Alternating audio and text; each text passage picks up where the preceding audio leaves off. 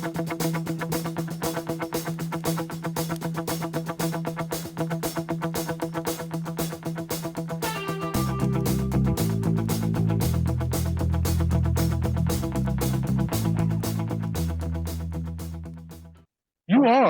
are listening to Relics Radio. Welcome. Another Thursday night here on Relics Radio, and I welcome everyone listening in. Those of you listening live, those of you that are joining us here in the chat, those of you that may be downloading the show, listening to us later on as you're working out or driving to work. Appreciate all the notes you've been dropping me. I keep them coming. Love chatting with y'all about the show and about metal detecting. It's been a great week. Tony and I decided to go live tonight, doing a little open mic night. But yeah, man, really excited to be here another Thursday night. What I wanted to do is I wanted to introduce my co-host tonight. Some of you may know him. He's been on with us before. I got a special little intro song from here. Ladies and gentlemen, boys and girls,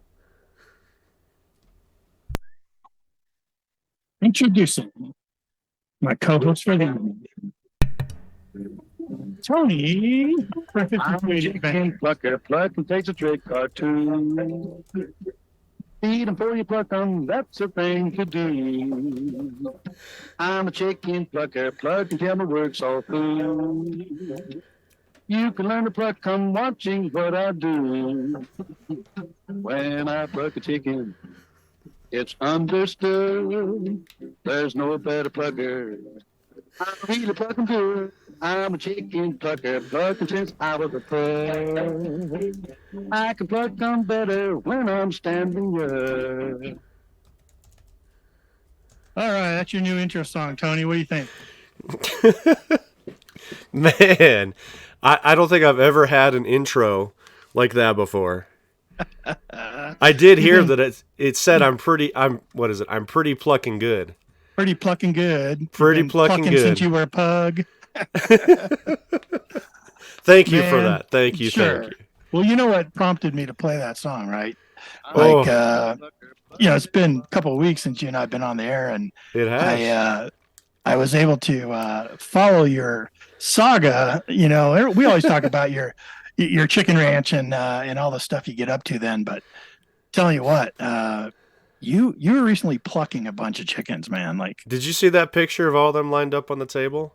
I did. I was showing my wife Sheila, and she was just like, "Oh my gosh, that's a lot of chicken." And I'm like, "Yeah." She goes, "Does he pluck them all by hand?" I go, "No. You see that barrel right there? Tell us how you pluck them, Tony, because that's a pretty interesting story." Well, all right. So there's this metal. It reminds me of a washing machine. What do you call those? Like base, like what the tumbler like thing a basin, inside. like a basin, right? Yeah, like yeah. Washing machine basin, yeah. And it's got all these rubber fingers inside of it, and you run water inside. You throw the chicken in there, and with the water and the rubber fingers, and it plucks them. It takes all the feathers off. You don't have to pluck it by hand. It's like 15, 20 seconds, sometimes 30 seconds, and you've got like this naked chicken that comes out. How many can you do at the time? Just one at a time? The size that we got, it depends on the size of the chicken, obviously. So, the one that we got, we don't put more than one in there, but you could probably throw two. We're going to be doing turkey here in about 6 weeks. Oh, wow. And I'm interested to see how that's going to work. Right. We may have to do the turkeys by hand. We'll see. Wow. But we got through 34 chickens with our second batch here, and averaged right at 5.5 pounds each. So you figure, what is that? 34. Let me do the math here in my head real quick. 34 times 5.5 pounds, 187 pounds of chicken right into the freezer. Wow. So, yeah. That's a lot of bird. It was good. It takes a day for us, and, it's good. They're great chicken too, man. Oof. Yeah, you've had a couple. I have, absolutely. They're wonderful, man. I tell you what, and that's actually the first time that I've ever spatchcocked a chicken is when you showed me that's what you were doing with them. I'm like, I got to give that a shot. So I spatchcocked them out and put them on the smoker. And man, I'm telling you what, I don't know if I'll cook a whole chicken again any other way. I agree. So it's just amazing. Really good chicken, man. So yep. Well, thank you. Definitely enjoyed it. You. Yep. So we've been busy doing that. Yeah. What have you been up to? Because Well, it's been a while, yeah, it has been a couple while. weeks. Oh boy. So Work. yeah, working hard. Yeah, of course, right. Working hard and winding down my garden. We started getting down towards freezing temperatures here overnight. So Yeah. I've been kind of sad about that because I still have a ton of tomatoes on the vine that are green. So we picked a lot of them and brought them in, and we left a lot on the vine, and we've covered them with blankets and stuff. So Yeah. we're trying our best to prolong that the long, as long as we can make that last. We're still getting, squash and leeks and jalapenos and bell pepper. I mean, they're still producing, but I don't know. It's pretty cold today, and I think tonight Yeah. overnight we'll see how it goes. But might have our first frost. Trying to decide when I blow out my sprinklers too. Yeah. Yeah. That's always the thing out in Colorado. You got to blow out the. You have to juggle that certain time, right? Yep. Yeah, it's always trying to figure that out, and You don't want them to freeze because then you they. don't want to freeze, right? Oh, then it's a mess. It is. Yeah. Yeah, it can really be a mess. Most of the time that I have problems with that, it's usually just my the little bell on top of the Yep. sprinkler device. Yep. I don't know what they call that, but diaphragm, I guess. Anyways, those things Yep. always break. But Yeah, I've had that happen. yeah. Yep. But It's other getting than cold that, though. it is. It's starting to get cold. Today was in the 50s, low 50s, and I actually I bought a new car recently. Right, it's been a little while now, but um, first time I tried the heater in it. So my fingers were crossed. I go, you know what? I never tested the heater in this thing Right. before I bought it, and sure hope this thing works. And thankfully it does. But turned it on a little bit on the way home, so Good. I'm starting to get down there. Yeah. What about digging? You've been out digging? I think you've been out more than I I've been out. did. I did. I went out. I went out digging at the ranch. I know if you guys have listened either live or on the replay, I've talked a lot about digging out at my work at the ranch, and there's an old homestead there from the early 1900s, and Ken and I have dug out there a couple times, and we were actually just talking about it, I think, last time we were on. But yeah, I went out there to dig for a little bit on lunch. Had some incentive. We'll probably talk about that a little bit later about why I was, really wanting to get out and just did it on my lunch. Gave up my lunch hour to go digging. But yeah, that it. You know what? It went pretty well. Let's see. Oh well, no, we already talked about it. I did get that one token and did some research on it. Yeah, It actually did come from Fremont, Nebraska. from Nebraska. Wow. Yeah, it was a cigar and billiards hall in Fremont, Nebraska, and I've only seen one on the internet. Actually got in contact with somebody from Nebraska. They reached out to me. They said, "I think it's this." And from there, once you have a little bit of information, you can really start researching it. And sure enough, so I've only seen one on the internet, and it did come up in his token catalog as being more of a common token in Nebraska. So, but how in the world did it get out here to central Colorado from the? I think it was like 1912 is Yeah, the date yeah. on it. So, Early 1900s, and yeah, wouldn't you love to know the story of that? oh gosh, Because dude, I tell you, you know me, I love to do research. yeah, I searched and searched and searched and searched for that, and it's unique because it's got a heart cut out in the center of yeah, it, and there were tokens made like that, not a lot. And I found one that had a heart cut out in the middle of it, and I was like, yeah, this must be it. But none of them that said the EHH around it or whatever. right. Yeah, Yeah. No, I was happy to get that message. So thank you to that great person out there in Nebraska. I did appreciate it because if you can, like I said, if you get just a little bit of information and you start running with it, after that, you're golden. So yeah. it was good to put a location and then you do Google Maps, at the street view and you look at the building and. Then I was like, oh gosh, I should go out there. And, it just is so inspiring. History, I just love it. And obviously Fremont, Nebraska looks nothing like it did back in 1912. Yeah. So even though it is a small town, the area where the billiards hall is no longer there. So, Oh, yep. yeah. That was cool Oh, though, well. to find it on the maps. That was really cool. Very cool. Yeah. You'll see exactly where it was. And then you also see other things, right? Like I think if I remember on that map, there was another pool hall just right down the road, like, Yeah. 4 buildings down. And you're wondering, like, was that a second one he owned, or were they the competitors? Did it get nasty? You know what I mean? Between competitors, like, Well, he was incentivizing people to come to his billiard hall because he also had a you're right. cigar, whatever sales in there. Right, So, smart businessman. He's like, yep, right. yep, Come here, we'll smoke just cigars and step shoot it some up. bull.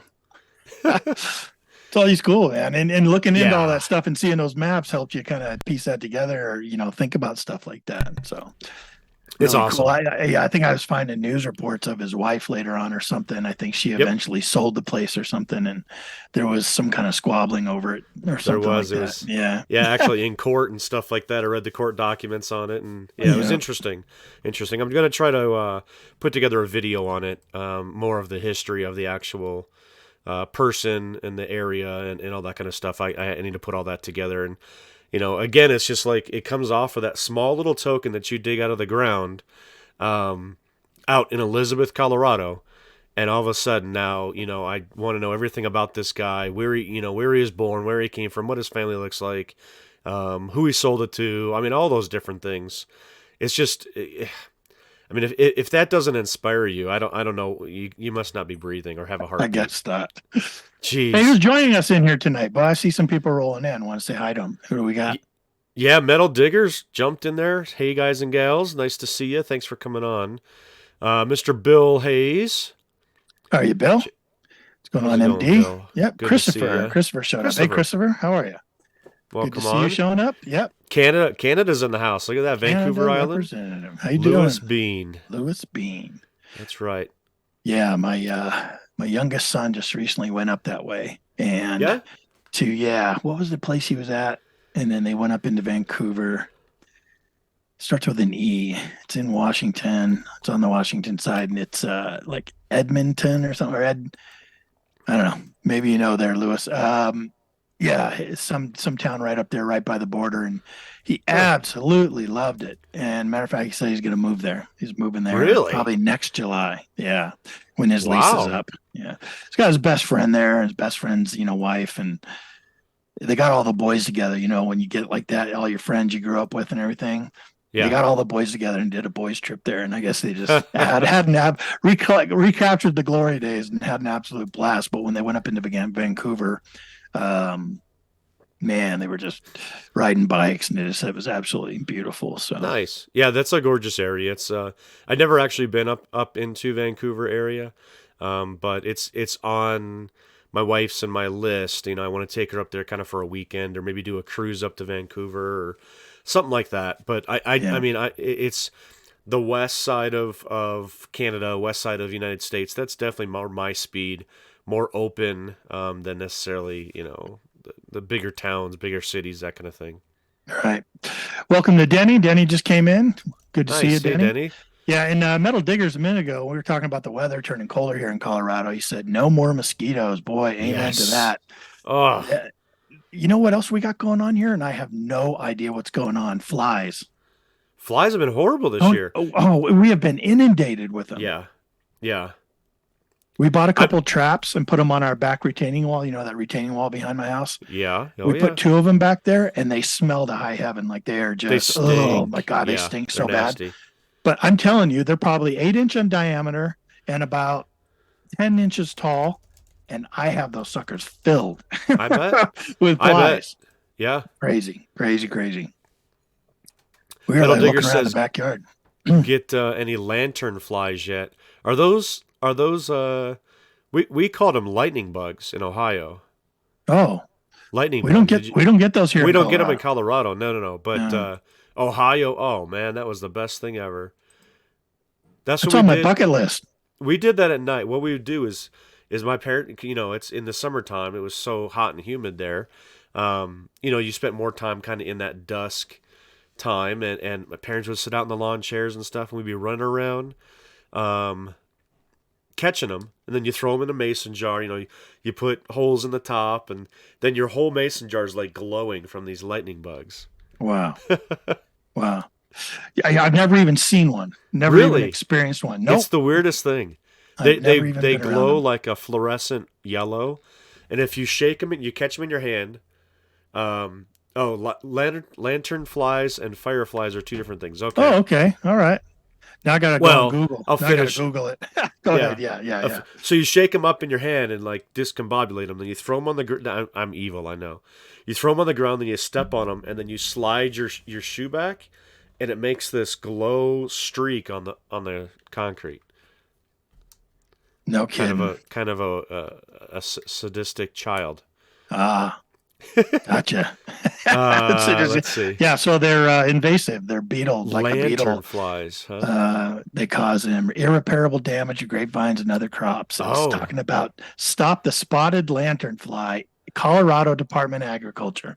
Really? So we do have them here in Colorado, but they're very invasive. It's almost like the Japanese beetle problem we have here, right? Okay. It just said. Interesting. Yeah. I'm looking right now at a map. Looks like they're really heavy on the East Coast, man. Philadelphia. Yeah. Actually doesn't show any instances here, but it's right. When I did a search for it, it said lanternfly in Colorado. And maybe it's just giving us, it's an invasive plant hopper, serious pest with high reproductive capacity. Wow, great. Yeah, I thought it said it's spotted here in Colorado, but no, it's called the spotted lanternfly. Yeah. Way to go, Ken. Way to do a podcast and try to research on Google at the same time. You get little bits of the information. That's how misinformation starts, right? No, that's awesome. I don't think I've seen them here yet. No. Yeah, Metal Digger said they made their way to Baltimore this year, and now they're everywhere. Man. Well, Yeah. I wish no ill will on anybody, but you guys can keep them in the East, it sounds like. I don't think they want to come out here. Right. Right. So, yeah, I haven't been out. I just haven't had a chance. I'm thinking about getting out this weekend. We got that coin huna hunt coming up. Yep, Eureka Treasure Hunters Club. Yeah. Yep. That's our big local club competition, right? Yeah. And I should have worn my vest. Yeah, you should have. Then again, if you would have 2019. worn it, I would have had to bow down to you the whole time we're doing the show. 2019, for some, the stars aligned, all the moons were, lined up, and I was able to squeak through at the end and pull that one off. You became our coin huna for 2019. 2019. Yeah. No, it'll be fun. They kind of changed it up last year. If anybody doesn't kind of know what it is, it's just like it's for our member club or club members only, and we all hunt against each other. It's like a competition, and you have say 4 or 5 different stages, and say you start with 50 hunters, and you're going to narrow it down to 15, and then 15 to 10, 10 to 4, 4 to 2, or and you just keep reducing. You keep reducing as you further go down, and each stage has a different what's the word I'm thinking of? Different like goal or things. Yeah, like you have to get 20 Indian head pennies. The first 15 people to do that move on to the next round. So and each stage is different, has a different goal for you to reach, and then the last one is tough. I mean, I know it's probably been they reduce the area down, but it gets definitely more harder as you go further down, and it's a lot of fun. Competition's a good thing as long as everybody stays on the positive side of things. Lots of encouragement, and it's good. It's good. Yeah, we need to get you. We need to get you in the finals here this year. Yeah, the year you did it, I was kicking myself because you had to get to the first 20, and right. I got to 19, and I was like, I just got to find one more. So I was just going to town, and they blew the whistle. They already had like the first 20 people to find 20 items or something like that. Right. And I was like, darn it, man, that was close because I wasn't counting. That's my problem. I was just throwing things in my pouch. And so when they blew the whistle, I was like, darn it. And I go in my pouch, and I had like 23 items in there. So I had hit 20 like a little while ago, you know what I mean? And if I would have been counting and paying attention to that, I would have been over there in line. At least gone to the second round, but I didn't. I got knocked out in the first round. And this last year, the same thing. I got kicked out in the first round. I didn't make it through. Well, this year's gonna be tough for you. Do you even remember how to turn on your machine? Yeah, I'm gonna have to read the manual. You watch some For YouTube sure. videos. Right. There's plenty out there. There's plenty out there. But yeah, I'm looking forward to it. It'll be fun. I don't know what the weather's gonna be like, but it'll be fun. All those club members seem to really enjoy it. Well, Yeah. we do have a little more of an incentive this year or this weekend maybe to go out. I got a little package in the mail. Did you get something? I did. Really? I did. Uh-huh. It's I got it's yellow. It's yellow. Keep it clean. Yellow, and it's about what, 9 inches, It's 9.5 something like that. inches. Yeah, something like that. It's yellow. We're on video together here It's, on a live podcast, and It's we're stiff. showing each other. We're showing each other something. Yeah, that's it. Let's carry on. No, I'm teasing. Yeah. Go ahead. What did you get? I got a new pinpointer in the mail. You did. I did. Nice. I did. It's from a company called Nokta. Nokta. Yeah. Nokta. Nokta. Sounds kind of Turkish. Yeah, we're making fun, but yeah, Tony and I both were able to get in got lucky and got in on the deal to be beta testers for Nokta's detection technology's brand new pinpointer called the AccuPoint. Yes. And that's it right there. Yeah, we're both showing Pretty it to cool. the camera. You'll be able to catch it later. Yeah. It's it's a pinpointer. We can't say too much about it because we're under a non-disclosure agreement. But yes. We're kind of showing you what it looks like, and you can see information. I think Delic, you said Delic was live today talking about it, right? She was. I didn't get to watch it yet. I'm going to watch it after the podcast, but I'm interested to see what she said. I have gotten this actually out in the field. Yeah. And like you said, there's not much that we can say about it. We're not allowed to describe features or anything like that. We just have to use it, and then we're supposed to give Nokta back some information, opinions about what they could improve and things like that. And I am impressed. That I will just. That's all I can really say. I don't want to go into too much, but I am impressed with it. You just recently got all kinds of pinpointers because you did a bunch of comparison videos, right? Yeah, they're all up on the shelf over here. I've got like 7 new pinpointers. Man. So if you're impressed, that's pretty cool. Saying you're impressed already with it. Yep, and I'm gonna put together some videos right now before the NDA, before we're released from the NDA, and as soon as that happens, guys, 5280 Adventures on YouTube, I'm gonna flood Right. YouTube with videos about it because the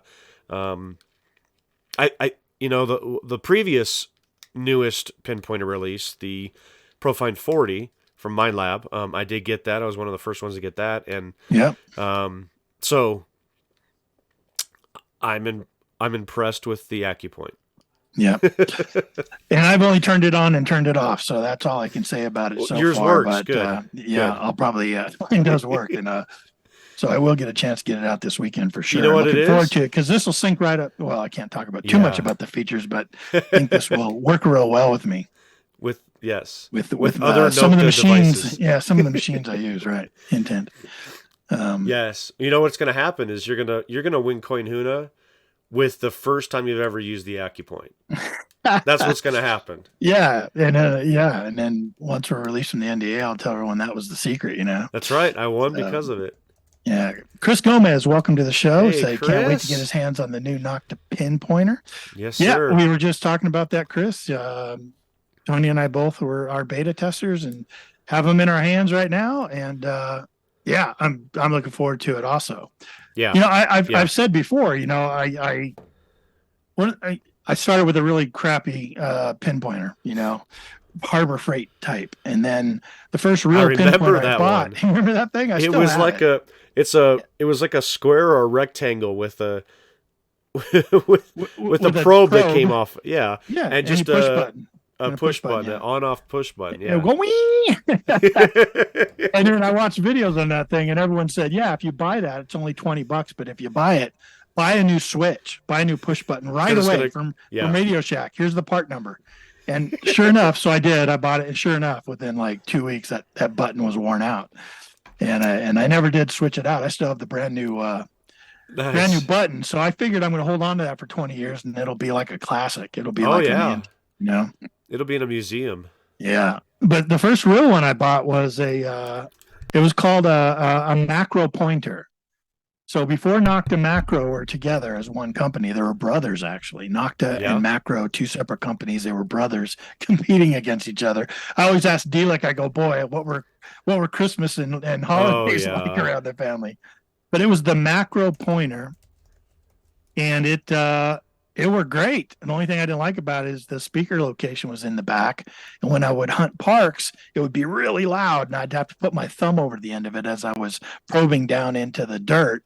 And then after that, I think I got like the F Pulse from Fisher, which is a good pinpointer. And then I won a carrot. There you go. A carrot. I won a carrot on a competition, and somebody sent it to me. I won it on one of these YouTube competitions, and I've been using that ever since. Like, I just fell in love with it. Just the ergonomics of it. Yeah. The way it fits in your hand, one button on the side. It fits in my holster real nice. Like, it's just durable, and it's been great. Absolutely love that pinpointer. I've been using it ever since. Never have gone back to of any of my other pinpointers. I'm really interested. You've gone through three carrots, yes, because I love them. Same exact thing.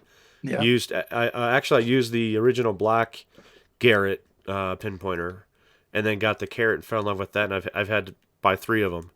Yeah. So I'm real interested to see what this yellow one's all about, and give it a go, and send my feedback back to Nokta and see how things develop. I know that we were both lucky enough to get in on it during that beta test invitation, and excited to see. So stay tuned. We have more information coming. As a matter of fact, we're actually trying to set something up with Nokta right now to come on the show, and we're taking a look at next Thursday right now. I'm waiting for them to get back to me to see if they can do that. If not, maybe the following Thursday. But pretty soon, we're hoping to get them on to not only talk about the AccuPoint, but they got some other new stuff going on. Yeah. They've got a couple of new detectors out there called the Score, and what else? So where did that come from? I don't know. Double score. Score and double score. Score and double score. But where did that come from? I have no idea. That's I mean just the announcement, them working on it, and then, going into production and then releasing it. I don't think anybody had a clue about that. Yeah, I didn't see that coming at all. I mean, we've had D-Lick on before, and she's talked about some of the stuff Nokta's working on, right? New PI machine and who knows, maybe a gold machine or something. I don't know, but we've had her on before, and she's talked about stuff. I didn't see that coming at all. It was like, man. So I can't wait to have them on. I think we're going to try to have D-Lick and Mark, the new U.S. rep here for Nokta in the United States. We're hoping to have both them on to talk about the Score, the double score, and the new AccuPoint. So lots to talk about with them. Yeah. Stay tuned. We'll be announcing it if it's next Thursday. If they confirm with me, we'll definitely be announcing it and advertising it. Yeah, that's going to be pretty sweet. We've had companies on before, and it always goes well. Fantastic conversation, as well as special things and stuff. So please be on the lookout for that kind of stuff. Yeah, Debbie was great when Debbie was on here just recently with My Lab. That was absolutely great having her on. Really enjoyed that. She did some follow-up after the show and really thanked us for having her on. Really had a good time with us, which is important to Tony and I. When we do have guests on, we really want to make sure it's comfortable for them. To an extent, we don't mind asking them the hard questions, but we want them to have a good time, of course. So, yeah. Yeah, I just written into the chat over there, what pinpointer do you guys all use, and which ones do you recommend as well? So, drop an answer over there in the comment when you're listening live. Tell us what you guys are using out there. If you're, if you're kind of open to something new, or if you're like Denny and you're stuck on the same old thing over and over and over. Yeah, no, I'm just kidding, Denny. I don't want to give Denny a hard time. He already responded. He said his first pinpointer he ever used was his hand. That's right. That's really old school, man. Those things didn't even require batteries, I understand. Yeah. Really old school. You know what? I'll tell you though. Those are the best pinpointers. When I first started watching videos about metal detecting, that was one of the recommendations. Was somebody was, get yourself a metal detector. You don't necessarily have to have a pinpointer, because when you're digging those holes, what you can do is just, if you're not wearing any rings or watches or anything, pick up that dirt, run it over your metal detector coil, and if it goes off, you've got the target. So you don't necessarily need a pinpointer per se, but they sure are handy. That's how most of the gold prospectors do it. They'll do the whole spoon and cup in hand or whatever, and run it over the coil. Yes. And, boy, I learned really early on the whole ring on your finger underneath your glove thing. That's why this one I wear all the time now. I've never taken it off, is rubber. I got one of these breakable rubber rings, because I was always forgetting that, and I was always getting so excited looking for that little tiny object in my hand that I just, get that even when you're not making a dumb mistake like I do. You get those little targets, and you're just like, where is that darn thing? Where is it? And you're like you're on a mission. You're like trying to look like you're going to find a BB or it's something. It's here somewhere. Smaller. Right. It's right there. My gosh. We got Heavy Metal Detectors Facebook. Hey, joined us in the live chat here. It says currently testing the NOKTA ACCUPOINT, but under an NDA. Sweet. Yep. Yeah.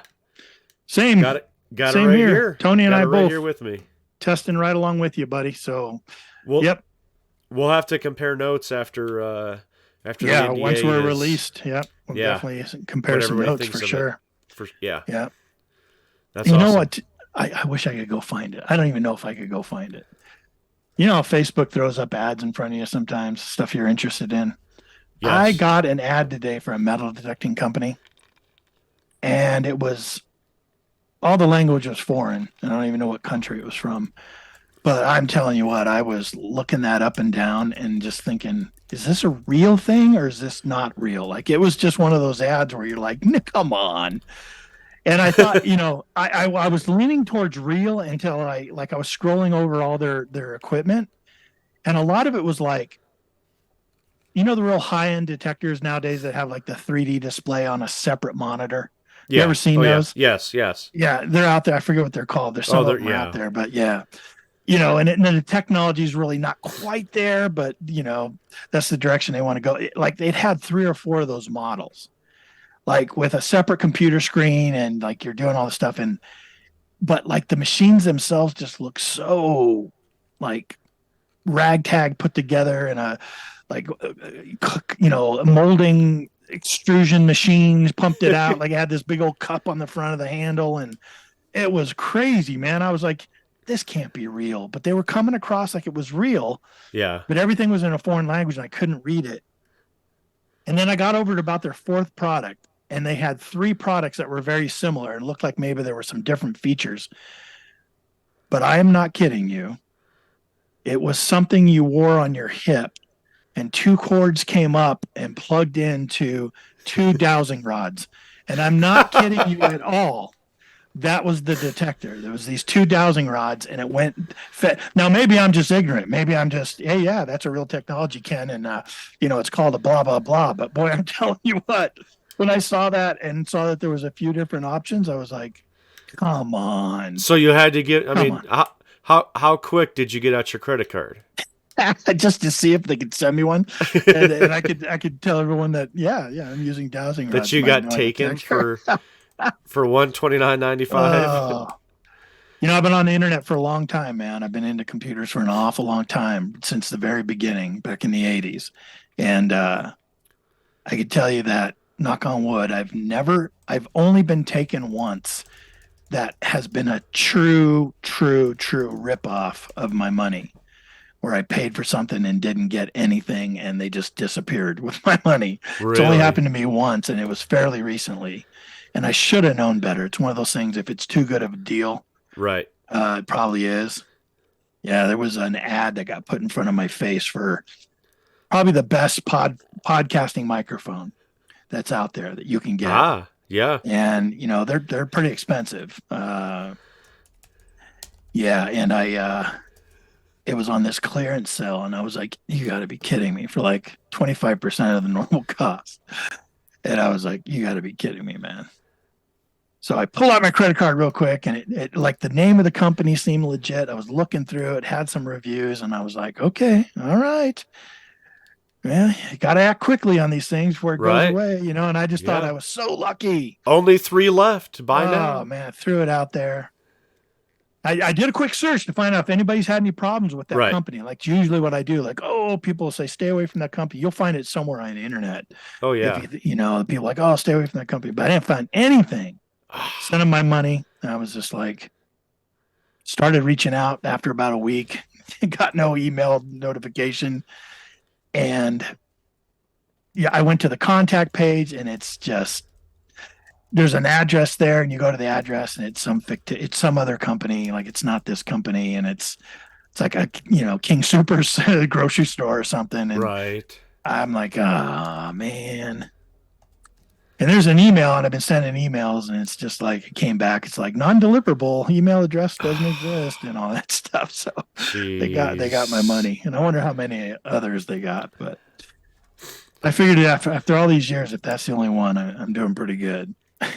Well, Bill Ohio Relic Hunter wanted to know the dowsing rod contraption. Mm-hmm. He wants to know if it came with a set of nipple clips. I have got to find that, man. I have got to find that. Shoot. Yeah, Chris Gomez just was saying that, and I just learned this recently because I've never used the Pulse Dive. Yeah. But the Pulse Dive has that Bluetooth technology, the same thing that the new pinpointer is going to have, and it pairs up. So, I've never played with that Pulse Dive. I always wanted to get one, but yeah, whole Bluetooth technology is definitely cool. And yeah, it's starting to really take off, isn't it? yeah, yep. Which I can say it. The Profine 40, I'm disappointed. It doesn't have that technology. It does not. No. Can't link it to my Manicore. Oh, I thought it did. I thought that was the whole point of it. No. Oh, really? Yeah. As far as I know. Man, I thought that's what you were all excited about it for coming out and stuff.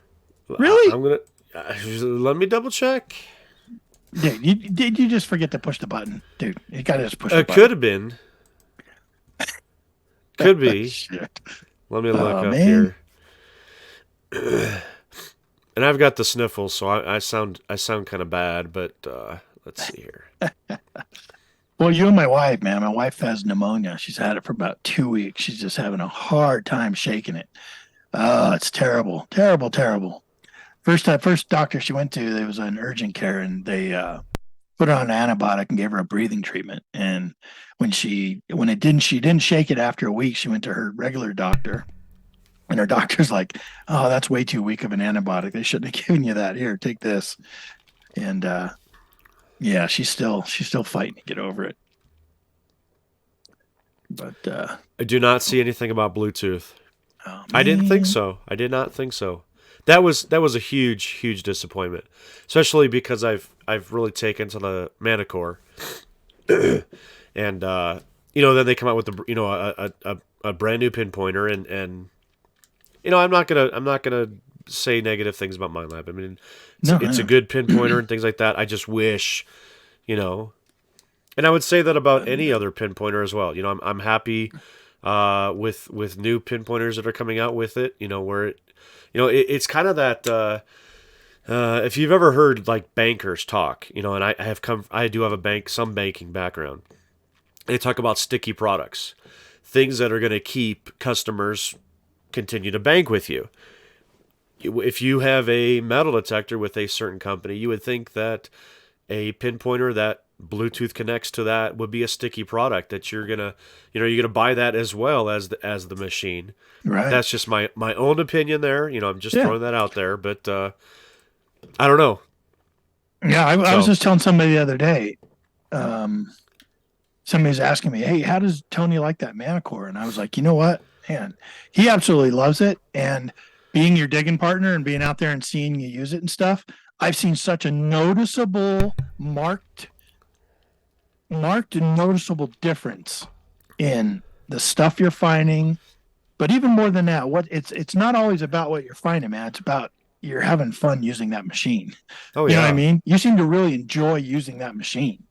It just comes across as somebody that's watching you dig with it. You know what I mean? Plus, you're kicking my butt everywhere, so there's that too. But It comes and goes. Come on. yeah, yeah, It depends on which side of the yard you choose to be on. yeah, yeah, true. And you always pick the better side every damn time. Tell you what. So have you done? They're talking about the update. Have you? They're talking about the Deus update. Yeah. Metal Digger said he switched from the Manicore to the Deus 2. Looks like they're doing. But the Manicore did have an update, right? Yeah, Did you I end up did doing do it? Yeah, yeah. I really haven't messed around with it much after the update, so I really can't say anything. And I did it because I was embarrassed when we had Debbie on. I said I hadn't updated the Manicore. Yeah. So yeah. I did hook it up and run through it. And it actually had even an update for the headphones, too. Two different updates. Oh, wow. Which was really cool. So, yeah, I haven't really, put a lot of time on it after the update. But I will say, actually, I don't know if I found that token and the coins before or after the update. I can't remember. Right. Can't remember that. But I am looking forward to getting the smaller coil. They've got the 5x8 inch coil, the M8. I think that's I've seen a couple people with it. I know that I'm kind of on a list to get one as soon as they're available to everybody else. But talk about pricey. I think it's like $260 or $320 for just the coil. Yeah. Ouch. So, oh well. Yeah. After you paid a lot for the detector too, you know what I mean? Yeah. It's a chunk. It is. But yeah, I'm excited for you because you okay. like those small coils. So do I. Yeah.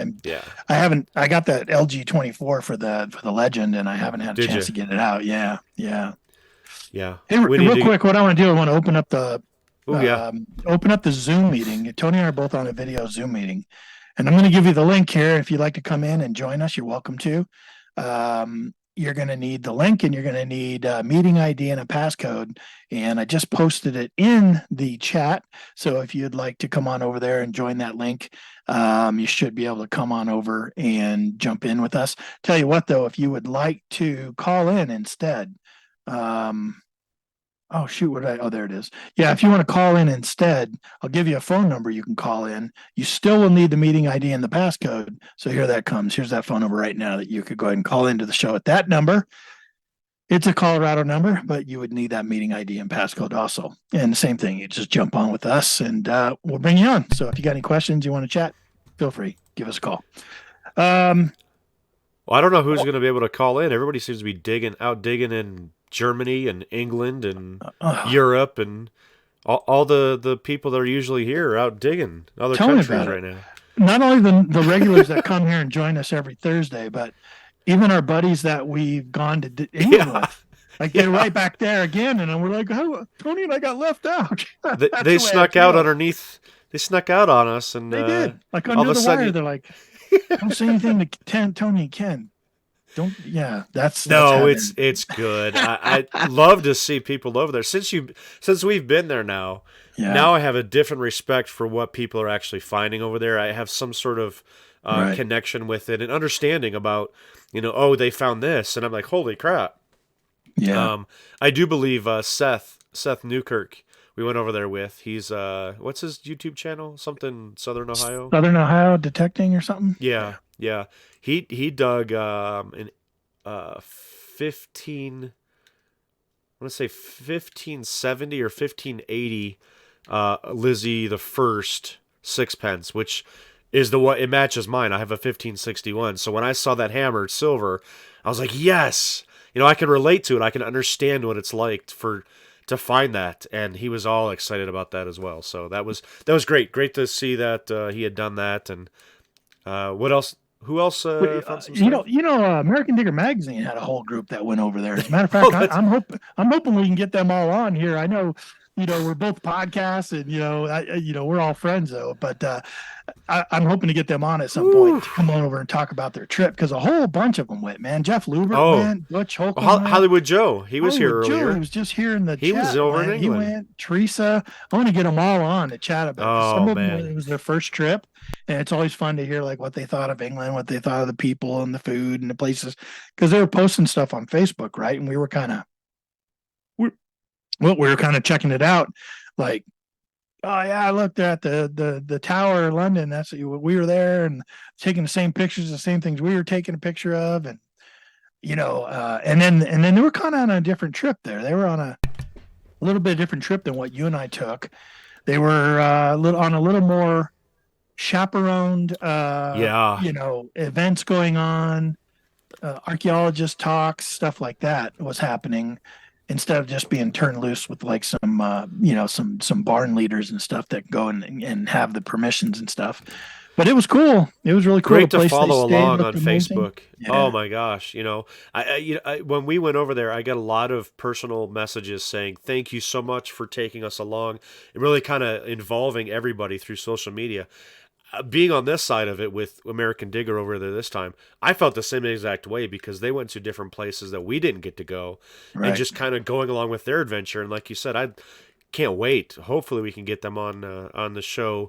Of course, after they talk about it on their podcast. But oh my gosh, what a trip they had! And it's gonna be great to talk to them. But all the other friends of ours that are over there, man, we got like Jeff Barber, Dr. Jeff. Yeah, he's Dr. over there. Jeff. Jeff Plugmaster Ford is over there. Yep. Yeah. Seth, finding some good stuff. Just all kinds of people, man, just over there, just crushing it. Finding. Tis the season. Yeah, Jeff, Plugmaster Ford he found this piece of gold that was just amazing, like really cool. It was just like piece of strap gold that definitely was shaped beautiful. On the ends, and a bracelet or something. Like it was very impressive. Very beautiful piece. Yeah. And that, gosh, I mean, that was the first time that I had ever got to dig with Plugmaster, and call it luck. Wasn't he crazy what he was doing? He was on fire. How many hammers did he have? Like he over the radio. So I mean, if you guys haven't followed us or haven't seen people that go over there on these different trips, as a group, each person has a radio, and you've got 12 fields that span miles, and you just go and do whatever the heck you want. Yeah, I'm not even seeing each other at all. Oh yeah, yeah. But over the radio, you find something good, you call it out. He used up all of his time on the radio. That boy found hammered. He found, what was that small piece of gold that he found too, wasn't? Yeah, it was a little like a watchwinder that was gold. That's what it was. Yeah, beautiful ornate gold watchwinder. Yeah, amazing looking. Yeah, but he was always calling out. He found more gold. I found hammered like left and right. I swear. Yeah, his battery had to die. Like, like they had to charge his probably midday. It was crazy. I was watching him. I saw where he was. I was right across the field from him. And I was like watching everyone going over there, start bottom feeding, because he was just in a hot area. And I was just like, man. But he did say, come on over. It's oh, yeah. No, yeah. Come on over, Come over to this area. It's hot. And I didn't, like a dummy. I stayed in my area and just worked it, because I just knew any swing I was going to hit the same hot type of area. Absolutely. I'd be like, guys, come on over here. I'm hitting some stuff, Well, but it was towards the end of the day that I finally did walk over there to him. And of course, after everything cooled down, and other people did find stuff over there too. Yeah. No. Do you remember? I know we've talked about the situation with your legend. Now, when we both went over there this past time in March. It was the first time I got to use the Manicore. You weren't well versed in Legend. We had just gotten brand new machines. You're having issues with the headphones. Blah, blah, blah. Anyways, that field that we were in when we were doing that, the field behind us, do you remember seeing Jeff kind of go down and lay down? And yes. What do we think right away? We're like, is he having a heart attack? Right. We got kind of freaked out. Right. And so you call him on the radio, hey, Jeff, you okay? And there were people like coming around him and stuff like that. Yeah. I ended up walking over there. He's like, no, I'm just kind of laying down, relaxing. I'm like, yeah, you turd, man. I was worried about you. Yeah, and that happened to me on that same trip. I ended up messing up when we were in the one of the last fields where I found my hammer, that field, and I'd walked back at lunch. Yes. And then everyone kept going out. They went back out after lunch, and I was kind of eating lunch by myself. Then I walked out, found the hammered coin. I was the only one out in that field. I ended up walking way out in that field. And then I got a call from my wife. I got a message, like a Facebook call through Facebook or something on my phone. And so I was like, man, I need a rest. It'd be great to just lay down and have a rest. So I laid down, and I was just laying down on my back with my hand up to my ear with my phone, just looking up at the sky, and I was talking to her and kind of describing how the day was going. But like a jerk, I didn't put my detector up on my shovel and stand it up. Right. Which is like the universal signal that says, hey, I'm just taking a break. Right. So everything was still laying in the dirt, in the grass. And so that preacher digger, Mike, sees me laying down, and I saw him coming. Yeah. And I was just kind of watching him come. He was heading my way, and he did. He walked, I swear he walked a quarter mile over to me to get to me, and walked over the top of me and just said, you all right? And I was like, oh, yeah, man. Sorry. Yeah, I'm good. I'm good, Mike. I'm good. He's like, yeah, you should put your detector on. And I was like, oh, I'm such a dummy. Sorry, man. And you wouldn't think anything different, because preacher, that man puts on the miles with like I said, we got 12 fields. We've got miles of fields to dig. He touched every field twice. I mean, he really moves. does. He him and Nugget, oh, man. Gosh. Those guys move like they're just off and running. And you just see them like they're doing laps around you, Yeah. And they do. They really hustle, man, like crazy. They put in the steps. Yeah, they do. They do. But I felt bad. I felt like, oh, if did he not want to come this way, and he only came this way to check on me? I'm glad he did. That's a good friend. But absolutely, felt kind of bad. I'm tell my wife, oh, darn it, messed that one up. XX marks the spot in the chat. Good to see you, bud. Hey, I wanted to tell you something about something. A little while back, we had a guest on the show, and he was with the group that was one of the winners of the Mind Lab Masters of Metal competition in upstate New York, or in New York, that they went and done. And his name was Adam. You remember Adam? Adam Zajac? Yeah. Well, for those of you listening to the show, if you happen to listen to that episode, and if you missed it, go on, head back. We got so many old shows, man. Almost 7 years of the show being on the air.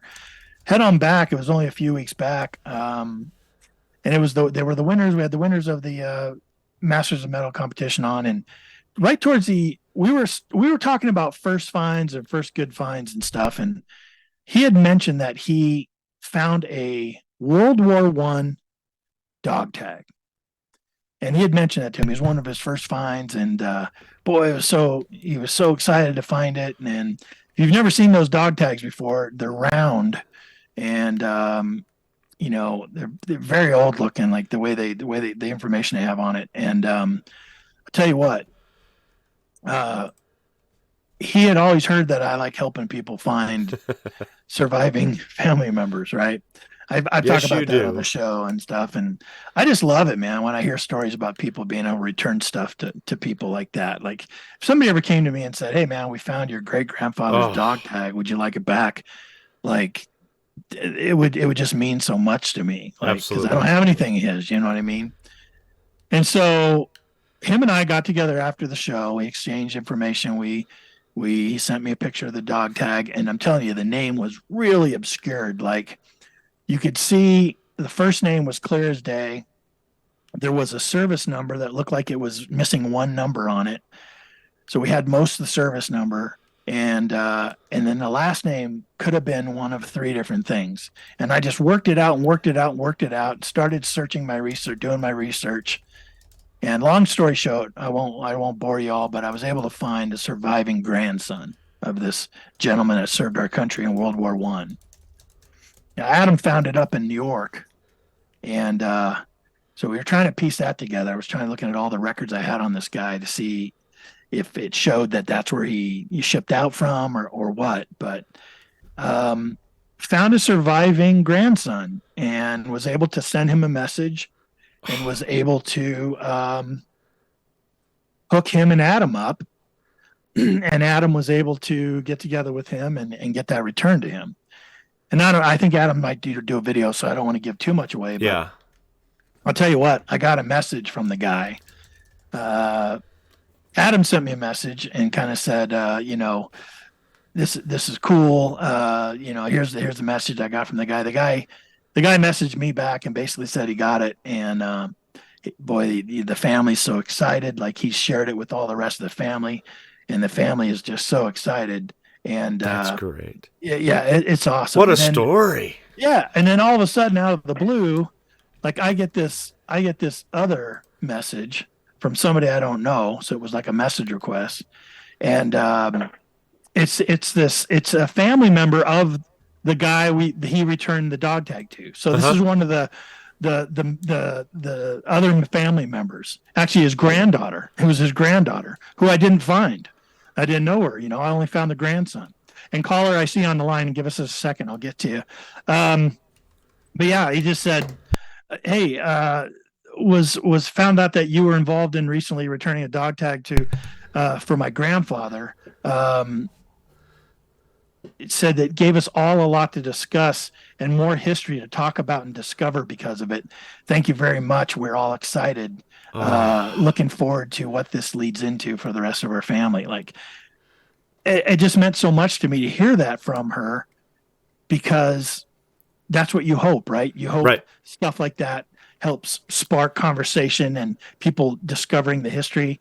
And the guy had told me, like, he said, all but one of his brothers, he's got a bunch of brothers too, so there's other grandkids, are military.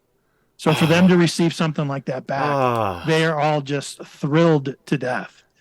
And what's cool is the reason I knew I found the right guy, I found a service record documentation that had the exact service number, and I was able to learn what that first digit that's missing was, because it was worn off. I mean, the tag was really worn, but man, I'm telling you what, I'm so excited for him to give that back like that. I'll just say we had not discussed that previously until right now. You never told me about that. You gave me goosebumps, man. I'm serious. I'm dead serious. Like, just knowing that you were able to do that, or having me know somebody that was able to accomplish that. Is, oh gosh, congratulations to you. Yeah, it's so cool to hear the follow-up from that. You know what I mean? Yes. Like I said, I think Adam, who's the Niffler over there on Instagram, he'll be doing a video about it, I'm sure, once he gets some time to put that together. But yeah, man, I just, in case you heard us talking about it on the podcast, I want to kind of let you know that that's now come full circle, and I'm sure he's got a lot more information to share with you about it. But hey, we got a caller in line. Caller, area code 715. I think you're on with Tony and Ken. How you doing? Who we got on the phone? This is Joe. How you doing? Hey, Joe. Long time. How are you? Wow. Yeah. New calling procedure. You did it. Yeah. Actually, I should have got on with Facebook with you guys. I'm gonna just. But Zoom, I'm doing okay. Yeah. Good, man. Yeah, I'm. It's in the 50s here, but we're doing okay. I mean, it's probably like you guys, Yeah, we're all cooling down for sure. Yeah, big time. Have you had a chance to get out, Joe? Yeah, I had a chance to get out. I was in. Maybe Tony knows this story, but actually I found a silver ring in a reservoir that's really close to us.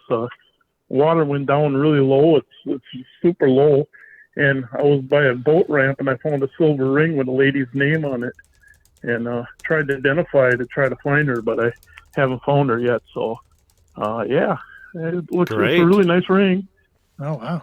And then I found I was over by my brother-in-law's in Grand Rapids, Minnesota. He bought a house, and he says, "Yeah, you can metal detect the whole lawn if you want to." So I went over there and I found a ring and a gold bracelet on his lawn. Oh, so, what are you? I've been doing pretty good. I don't know. What are you swinging, Joe? An AT Pro. AT Pro. Perfect. Yeah, very cool. Great machine. And we got a chance to meet Joe out here at our Rush to the Rockies event this summer. It was really cool, man, to be able to meet you and your gal. And I got a chance to chat with you for a while. But we've missed you. We haven't heard from you in a while. We switched over to this Zoom format and kind of got away from the Skype. We just like it a little better. Oh yeah. And so we're glad you're able to call in and figure it out. When you going out again? So, boy, I would like to get back out. You know, my cousin's now from California. He's moved up here now, and he's buying a house in Michigan. So we're gonna get a chance to get back together again. But I wanna do that. Yeah, before it gets really cold. You know, Wisconsin, we got probably 4 or 5 weeks, and then you know that white stuff starts flying. Yeah. You know, freezing up. It's come. Yeah. So, but you know, we don't know. You know. Yeah. Usually, sometimes late November, you could still get out yet. You know, but it feels like the race is on, though, doesn't it? Feels like there's a race on already for sure. Some anxiety to make sure you get out as much as you can before it ends. Have you ever had any returns, Joe? Have you ever had any successful returns? We were just kind of well, yes, I had a return. Exactly, I can call it a return, but it was a buddy of mine.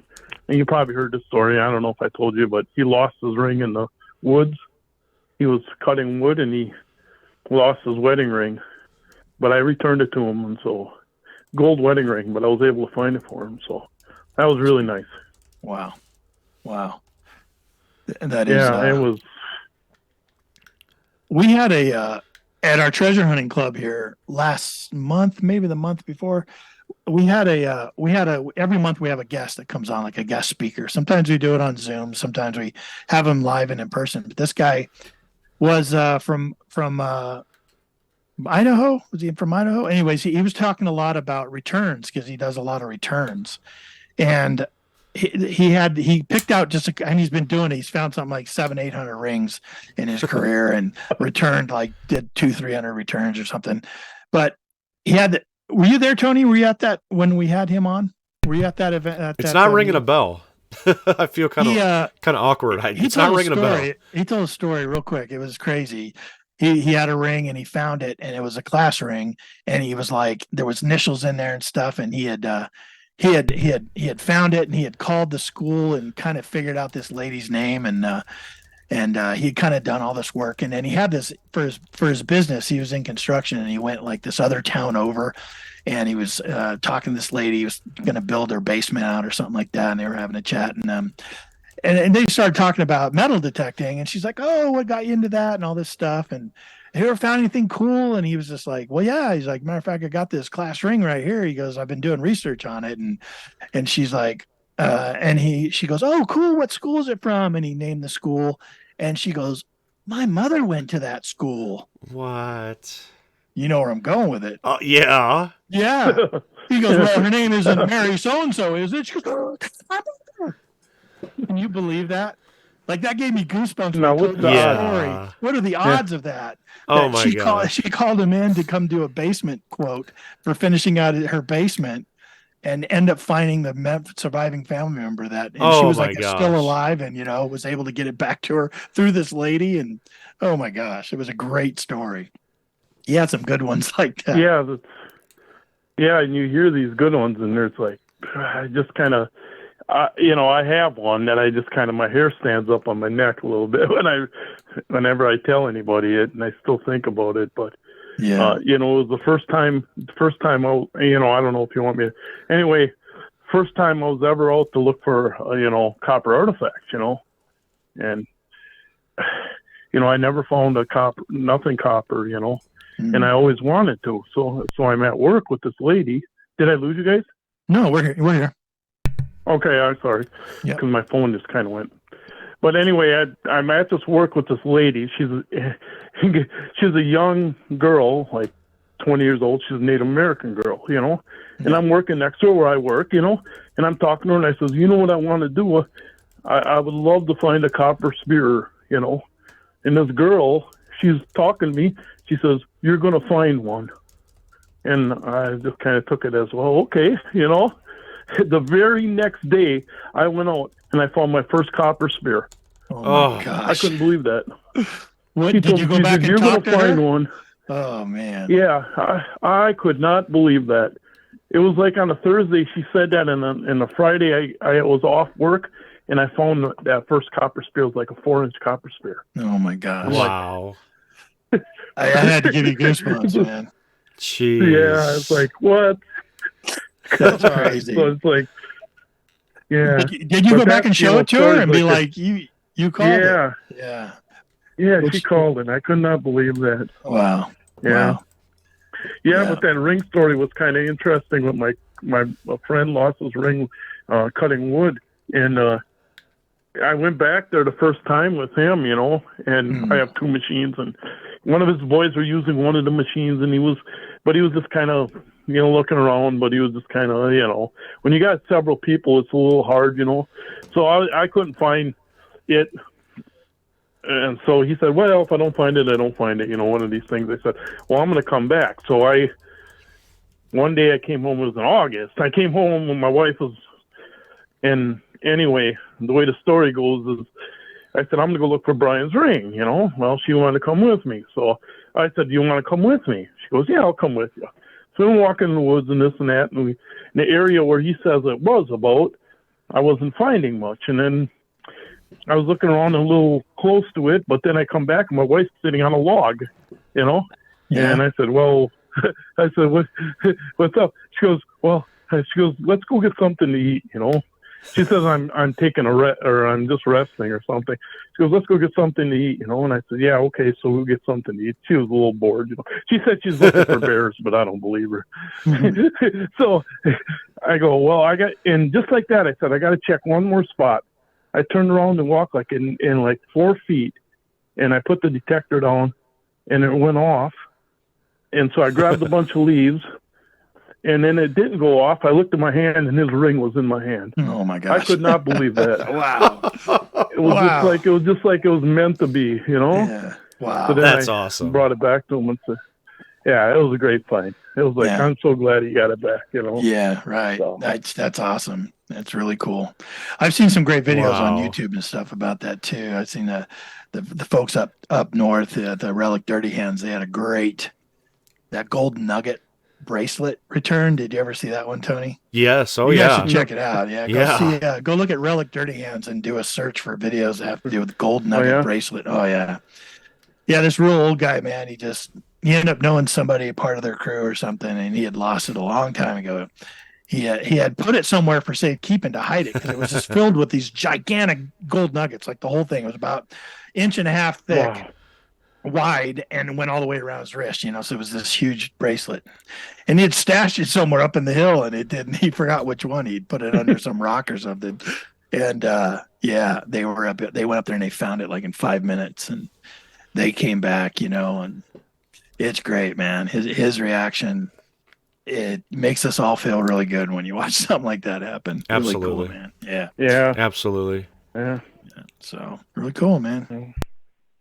Yeah, so well, it's great. You know, it's all fun. Ain't that part of the hobby to be able to find something and give it back to somebody? Yeah. I mean, I wish I could have found the silver ring. I wish I could have found a person I've called all over with that name because I had it cleaned in a jewelry, and the name that I thought was on there wasn't the name that was on there. It was a Cheyenne Allen.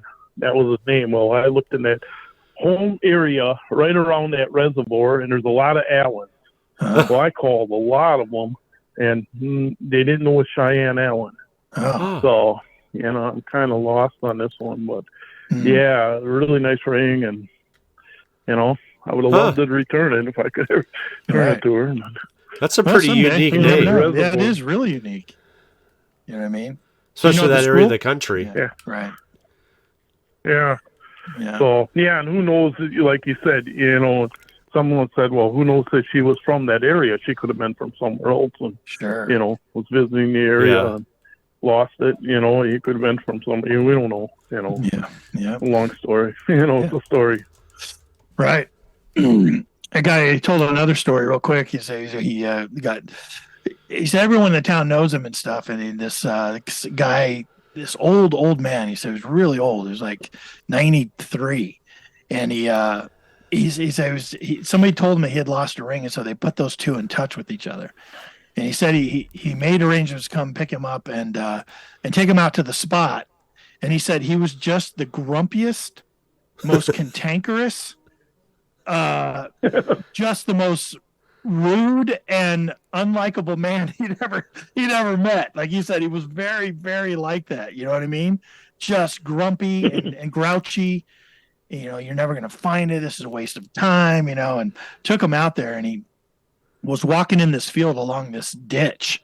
And he said he knew he lost it somewhere around there, but he didn't exactly know where. Well, this guy found it like in 7 or 8 minutes. He found it. He was trying to think of how he's going to give it back to him, And the guy didn't even walk out there with him, He's 90-something years old. He was kind of hanging out by the truck.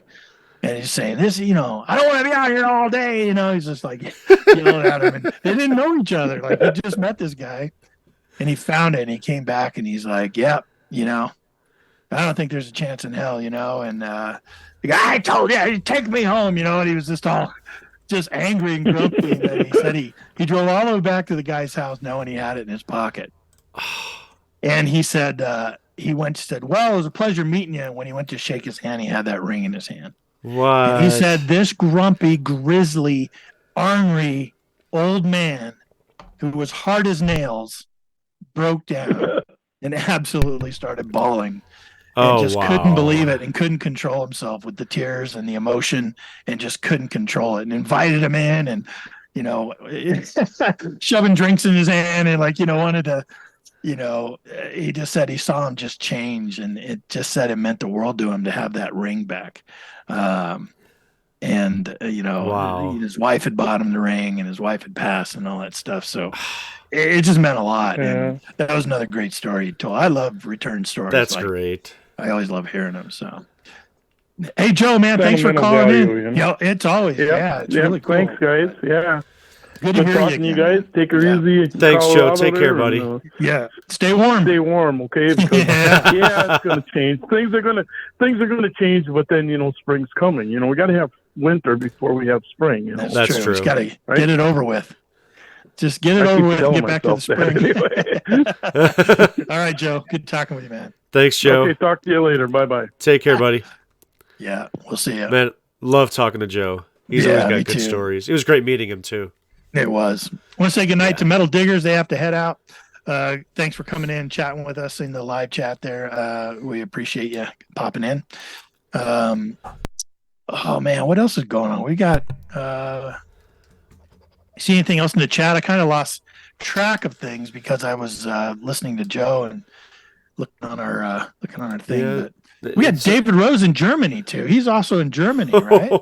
He was killing it in Germany. Yeah, he pulled some amazing things out. I saw on Facebook. He was making all kinds of reels about these finds, and geez, he was. I would love to get. Number one, first and foremost, I would love to just meet David. I know you've been able to. Yeah. I'd love to hang out with the gentleman, but to go digging with him and then dig with him in Germany, it would be incredible. He's put these. I'm on his page right now, looking at these reels. Yeah. He just put one up. So you've all seen a thimble, right? Everyone knows what a thimble is, right? Yes. Sewing apparatus, kind of put it on. Well, this is a sewing ring. So it's just a ring. It doesn't got have the dimples in them. It just doesn't have the top to it. Yeah. Right. Okay. It's about half-inch thick or wide, and it's just a ring, and it had a root growing through it, which is really cool, right? It's been there a while. He says from the 1700s. He also found a Saint Benedict religious medallion from the 1700s. Looks like he's got a tomback button from the 1700s. What did he? There was something with a spur, a medieval spur. He found an iron casket key. Yeah, 1800s. A medieval spur latch. From the 1300s to 1400s. What? He's just on fire over there. He bought a bronze decorative piece, possibly Roman or Celtic, 1st to 3rd century. It's just a decorative piece that he found. Roman nails, 2nd to 3rd century. Small game hunting knife from probably the 1890s. That was cool. Antler handle on it. Yeah. Yeah. That was cool. He's finding bomb fragments, World War II Allied bomb fragments, all kinds of stuff, man. Folding shaving razor from either 1600s or 1700s. And he's on fire over there. Like I said, I'd love to dig in Germany sometime. Oh, jeez. Yes. We're going to have to take a longer trip next time when we go over the pond. Right. Scotland, Germany. Being away for What we were 11 days, I think. Yeah, that was a long time. I was ready to It go was. back. I was too. I was too. At the very end, we were like, "Yep, it's time. It's time to come back." We packed a lot into those days. That's why we were worn out, man. Gosh. I know I was. I was worn through by the time I Yeah. got back from that trip. Yeah. Yeah. It was a long trip, but well worth it for sure. I started going through some of those coins that I had found, and yeah, a lot more older copper ones that I didn't realize I had. Have we chatted about that No. since you got your stuff back? Yeah, I put it in one of those Riker boxes. I'm going to add some details and stuff like that, but yeah, quite a few, 1700s coppers, early 1800s. I didn't realize that I had. So, Yeah, and that one, what was the one foreign one you found that turned out to be? oh, the what was it, Danish? Yeah, Danish coin. Pretty amazing.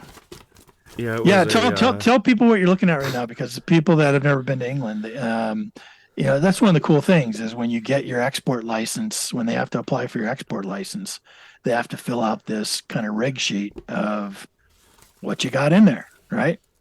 Yeah, because they have to document it that you're exporting it from the country, but it's essentially kind of a roster of the finds with a whole bunch of license and all this other stuff. But they take pictures of it, and then they list out what the items are.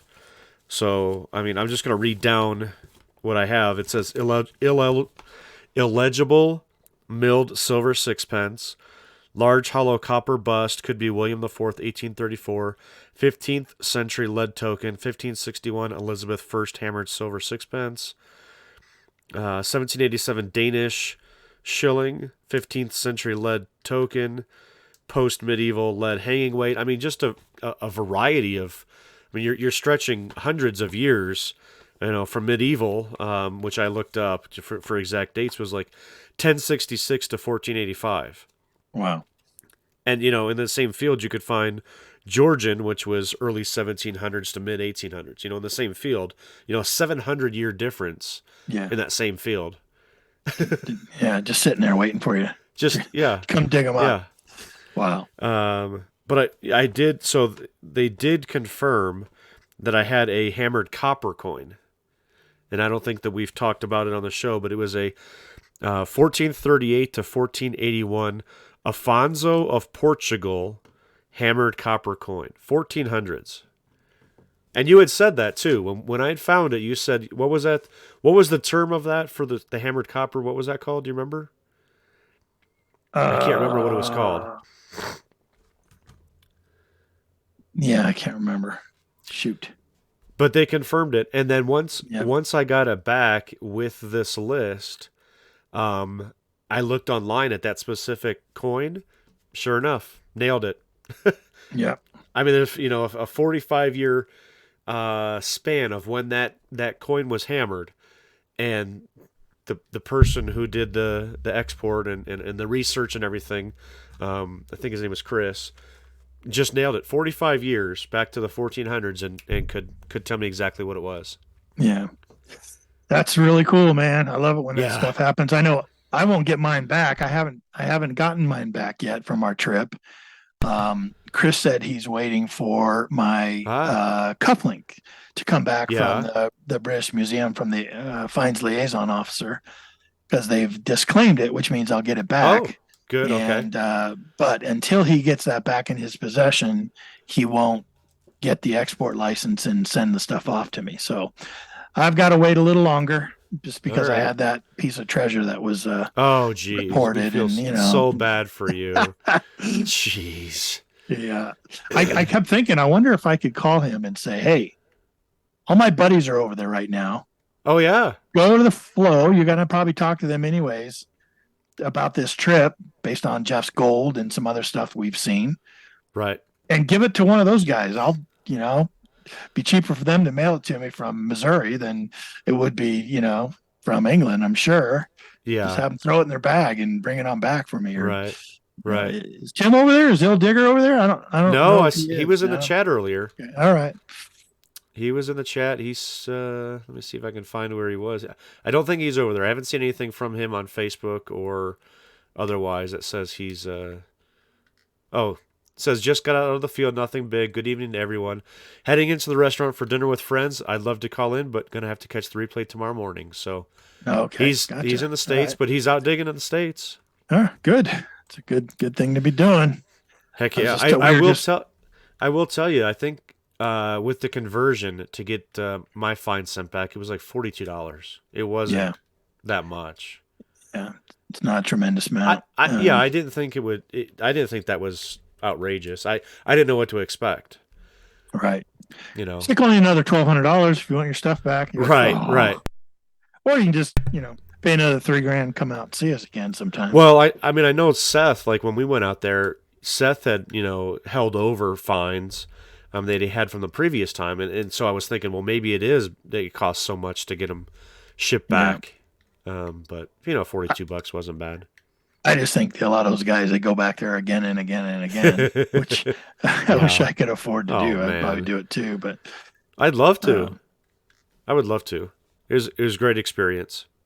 I just hit 15 years at the company I work with, and I get an extra week of vacation. That's one of the benefits of hitting that milestone. And so I was like, okay, now I got a little bit more time than I've had previously. So I'm going to suck it up doing some metal detecting trips somewhere. You know what I mean? So we just got so many places to go. You and I got places to go. Man, we got to get that Kansas property I've got to get back over there. We've got, places a little closer around here we want to get to. We got some spots in Nebraska. We got some spots in Wyoming. Yeah. Yeah. Yep. Kansas. Get out and see Garrett and Zach again out that way. Also. Yeah. Yep. Matter of fact, I want to see if we ever do that property of my great grandfather's. See if Zach and Garrett want to come down and meet us there. Heck yeah. They would love that. They would love that. It's Garrett was just out. Did you see that post from Garrett? Let's see if I can pull it up real quick. Did he get gold again? No, I wish. I saw somebody congratulating him on gold, and I thought, did he get another one? Really? Maybe I missed it. Yeah. Let's see here. I didn't see a post from him. Yeah, he had posted it on another page. It's not on his page, so it had talked about some specific regiment from the military Civil War era, and he'd found a whole bunch of different kinds of bullets, 4 buttons, and I tell you, that guy, him and Zach, they do their research. And it's not just like an area. They know almost exactly through all their research, the reading of diaries and cross-referencing this and that. They'll tell you exactly which regiment was there during what time specifically. And they say, okay, this button was from this specific unit. I mean, it's incredible. I mean, obviously Garrett being a history teacher, that doesn't hurt. But the research that those two guys do really inspires me to put in time because it pays off. It absolutely pays off. You get those questions, right? I know that I've gotten messages from people in Colorado. Hey, I'd love to come dig with you. You always find great stuff. I've been lucky to find people that do their research, and you can stumble on some things, but nowadays it's coming down to, if you do your research, you're really going to find some incredible places that haven't been found yet. Yeah. Speaking of research, you've been doing some. You've been sharing some stuff with me. I can see you're going right down the rabbit hole on some of these places, but yeah, it's cool. Like I'll be sitting there working throughout my day, and all of a sudden, ding, a message comes in, and you're like, "Check this out! It's 5 hours away." I'm like, "Oh yeah, yeah." No, I had joined a new not a metal technique, a mining Facebook page, and they were posting, which I love to see. The old picture from 1878 and one that this person was just at over the weekend. You know, they line up the pictures just perfectly. They take their picture, and you kind of have that reference of what it looked like 150 years ago with what it looks like today. You know, and there's nothing there. It's just the side of a mountain. And they say, you know, this is old such and such city in Colorado. And so I know a lot about Colorado, but I don't know a lot about Colorado. And, you know, so they write this old city's name, and then I'm like, I've never even heard of this city. Start going, you know, you throw that in the Google, and all of a sudden you're down that rabbit hole, and, you know, you cross-reference with the map, and you go, there's nothing there right now. It's completely gone. But it was a silver mining town that, you know, was the third largest find in Colorado history. You know, it produced this much silver, you know, whatever. And I'm just like, well, there had to be some people there. I'm thinking we're going to need to go over there. And you look at the map and, oh, it's 5.5 hour drive. Yeah. Right. Little bit of a you know, little trek to get over to there, over the mountain on the other side. Yeah. But I'm glad to see you doing that research. Research. I've been so busy, I haven't had the chance to do hardly anything, you know. I think I was helping Adam find that guy, and that was like the most research I've done in a long time. You know, I drive by a place every day. Did I tell you about that place? It's a farmhouse. It's going to be a school. No.